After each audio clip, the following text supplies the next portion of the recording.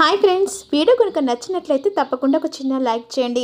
మనోహరి అని చెప్పేసి రణవీర్ అటు ఇటు తిరుగుతుండగా ఇక మనోహరి పేరు తన కోడలి పేరు కూడా అదే రోజు నేను ఆ పెళ్ళికి వెళ్ళాను చెప్పాను కదా.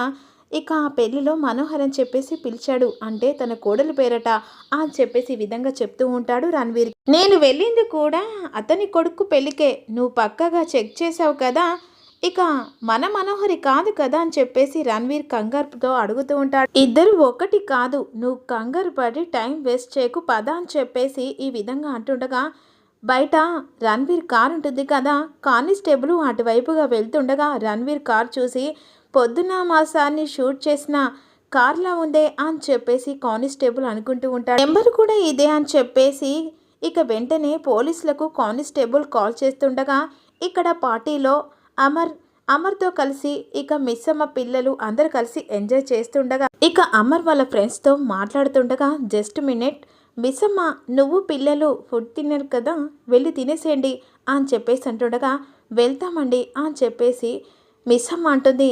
ఇక అందరితో కలిసి మిస్సమ్మ సెల్ఫీ దిగుతూ ఉంటుంది. ఇక మరోవైపేమో మనోహరి వాష్రూమ్లో ఉంటుంది కదా. ఇక రణవీర్ వెళ్ళాడా, వీడేంటి నన్ను చేరడానికి ఇక్కడి దాకా వచ్చాడా, ఒకవేళ అమర్ చూశాడనుకో నా గుట్టు రట్టయిపోతుంది, ఎలాగైనా ఇక్కడి నుంచే నేను ఇంటికి వెళ్ళాలి అని చెప్పేసి ఈ విధంగా మెల్లగా వాష్రూమ్ నుంచి బయట నుంచి డోర్ తీసి బయటికి వస్తూ ఉంటుంది. కాకపోతే రణవీర్ మాత్రం అనుమానంగా ఇక ఎలాగైనా మనోహరి ఇక్కడే ఉన్నదని చెప్పేసి ఆలోచిస్తూ ఉంటాడు. ఈలోపు ఇక పిల్లలతో కలిసి అలా ఫుడ్ తింటూ ఉంటుంది మిస్సమ్మ. మరోవైపేమో ఇక అందరితో అమర్ మాట్లాడుతూ ఉంటాడు. లోపు మెల్లగా వెళ్ళడానికి ట్రై చేస్తుండగా రణవీర్ అక్కడే ఉంటాడు.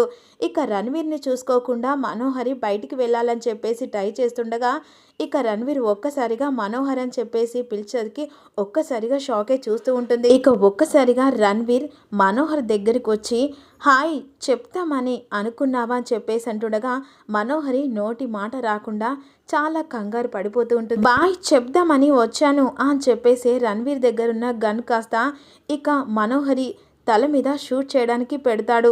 అప్పుడు వెంటనే మనోహరి నన్ను చంపకూడదు అని చెప్పేసి ఈ విధంగా మనోహరి అంటుండగా నిన్ను చంపను, ఇక చంపేలా ఈ గన్ పెడుతుంది అని చెప్పేసి ఈ విధంగా రణవీర్ అంటూ ఉంటాడు.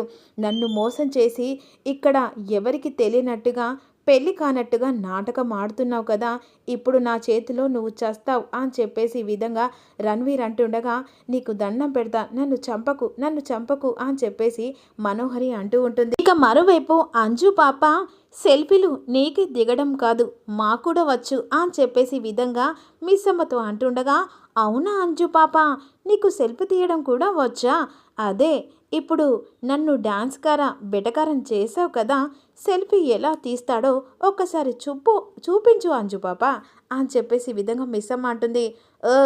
నాకు ఎలాగో వచ్చు, డ్యాన్స్ కాదు నాకు అన్నీ చేయడం వచ్చు. అవునా, మాకు తెలియదులే, అయినా ఏంటి ఎందుకు గొడవ పడతావు మిస్సమ్మతో అని చెప్పేసి అమ్మ అంటుండగా ఏ అమ్మో ఏం గొడవ పడుతున్నానే, ఆ మిస్సమ్మే కదా నాతో గొడవ పెట్టుకోవాలని చూస్తూ ఉంది, ప్రతిసారి నాతో గొడవ పడుతూనే ఉంది, అవునా నీతో గొడవ పెట్టుకుంటానా అని చెప్పేసి ఈ విధంగా ఇక ఇద్దరు గిల్లి కజ్జాలు మాట్లాడుకుంటూ ఉంటారు. మరోవైపేమో ఆరు కాస్త అసలు ఈ మనోహరి భర్త ఎందుకు దీన్ని వెంట పడుతున్నాడు, ఆల్రెడీ దీనికి పెళ్ళైందని ఎవరికీ చెప్పలేదు, అసలు దీని గత రహస్యం ఏంటి అని చెప్పేసి విధంగా అనుకుంటూ ఉండగా ఇక గుప్తా మాత్రం చెప్పింది నిజమే అని చెప్పేసి ఈ విధంగా మనసులో అనుకుంటుండగా గుప్తా మాత్రం ఆరు గురించి అటు ఇటు చూస్తూ ఉంటాడు. ఈ బాలిక ఇక నేను అనుకున్నట్టుగానే వాళ్ళ పిల్ల పిచ్చుకల దగ్గరికి వెళ్ళినట్టుంది, ఈ బాలిక మళ్ళీ ఏంటి ఇక అభద్రావం తీసుకొస్తుందో ఏంటో, ఏం ముంచుకొచ్చేలా ఏం చేస్తుందో ఏంటో, ఈ బాలిక వద్దని చెప్పినా కూడా నా మాట వినకుండా ఆ బాలిక పిల్ల పిచ్చుకల దగ్గరికి వెళ్ళిపోయింది. ఇప్పుడు ఎటు నుంచలో ఎటో గండం వచ్చునో అసలు ఊహించలేని అవంతరం రానుంది. ఆ బాలికకు అర్థం కావట్లేదు, అసలు ఎవరు ప్రమాదంలో పాడుతున్నారో ఆ బాలికకు నేను ఎలా చెప్పాలి అని చెప్పేసి గుప్తా కంగారు పడుతూ ఉండగా ఇక మరోవైపేమో రణవీర్ గన్ గురి పెడతాడు కదా మనోహరికి. ఇక మనోహరి వెంటనే రణవీర్ను తోసేస్తుంది. ఇక రణవీర్ మనోహరి వెనకాల వస్తుండగా అందరు కలిసి ఇక పార్టీలో ఎంజాయ్ చేస్తుండగా ఇక రణ్వీర్ కాస్త గన్ పేలుస్తూ ఉండగా వెంటనే అంజు పాప కింద పడిపోతుంది. మరోవైపు కానిస్టేబుల్ కాస్త పోలీసులకు కాల్ చేసి, సార్ ఎస్ఐని కాల్ చేసినా ఇక ఆ జీప్ నెంబర్ ఇక్కడే ఉంది సార్ ఇక అని చెప్పేసి ఈ విధంగా పోలీసులకు కానిస్టేబుల్ ఇన్ఫర్మేషన్ చేసిన తర్వాత వెంటనే వాణ్ణి పట్టుకోవాలి, అక్కడి నుంచి వాణ్ణి వెళ్ళనివ్వకు అని చెప్పేసి ఈ విధంగా అంటుండగా ఓకే సార్ మీరు ఇక్కడికి రాండి అని చెప్పేసి ఇక పోలీసులు మరోవైపు బయలుదేరుతూ ఉంటారు. ఒక్కసారిగా రణ్వీర్ గన్ శబ్దం విని ఆరు లోపలికి వస్తుంది. ఇక గన్ మాత్రం మనోహరి చుట్టూ తిరుగుతూ రణ్వీర్ గన్ను పేలుస్తుండగా పిల్లలు భయపడుతూ అటు ఇటు ఉరుకుతూ ఉంటారు. అంజు పాప అమ్మో ఆనంద్ అని చెప్పేసి మిస్సమ్మ పిలుస్తుండగా ఆరు కూడా పిల్లల్ని పట్టుకునడానికి అటు ఇటు కంగారు పడుతూ ఉంటుంది. ఇక అమరు కూడా పిల్లల్ని వెతుకులాడుతూ అటు ఇటు చూస్తుండగా అంజు పాప కింద పడిపోతుంది. రణ్వీర్ మాత్రం మనోహరి వెనకాల గన్ షూట్ చేసుకుంటూ వస్తూ ఉంటారు. ఈలోపు అంజు పాపకు ఇక ఒక్కసారిగా అందరూ అటు ఇటు తిరుగుతుండగా కాళ్ళలో పడిపోతుంది కదా, స్పృహలోకి వెళ్ళిపోతుంది. ఇక మరోవైపు పోలీసులు ఎంటర్ అవుతారు.